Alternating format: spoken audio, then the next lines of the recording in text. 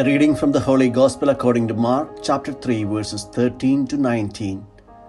Passage taken from the Message version of the Bible. He climbed a mountain and invited those he wanted with him. They climbed together. He settled on 12 and designated them apostles. The plan was that they would be with him and he would send them out to proclaim the word and give them authority to banish demons. These are the 12. Simon, Jesus later named him Peter, meaning rock. James, son of Zebedee. John, brother of James. Jesus nicknamed the Zebedee brothers Boanerges, meaning sons of thunder. Andrew, Philip, Bartholomew, Matthew, Thomas, James son of Alphaeus, Thaddeus, Simon the Canaanite, Judas Iscariot, who betrayed him. The Gospel of the Lord.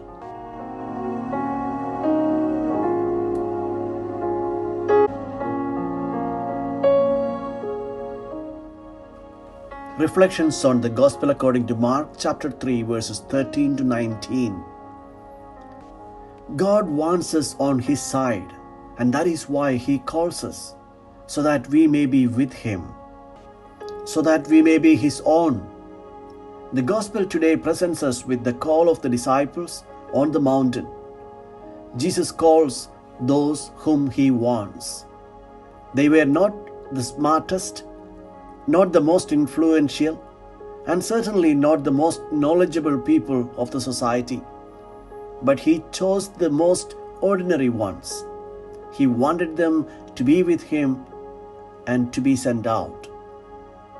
To be a disciple of Jesus is to be with Him on the holy mountain of prayer and meditation of His word. But neither He nor the apostles stayed forever on the mountain. They went out to the whole world.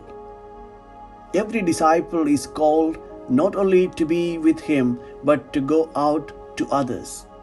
Saint Catherine of Siena says, "Prayer and action are like our 2 feet. We need them both to be a disciple of Jesus." The Gospel accounts of the call of the apostles always puzzle me. Jesus spent time in prayer on the mountain before choosing the 12.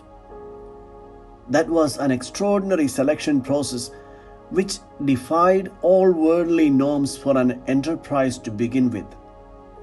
But we have the excuse that it was Jesus, the Son of God, who, after a night-long prayer, chooses His men, and therefore He knew their potential. But then how come Judas Iscariot also got selected? Was he a wrong choice? A theologian once said, "I don't know, but I have an even harder question. Why did Jesus choose me?" We have perhaps been too ready to write off Judas.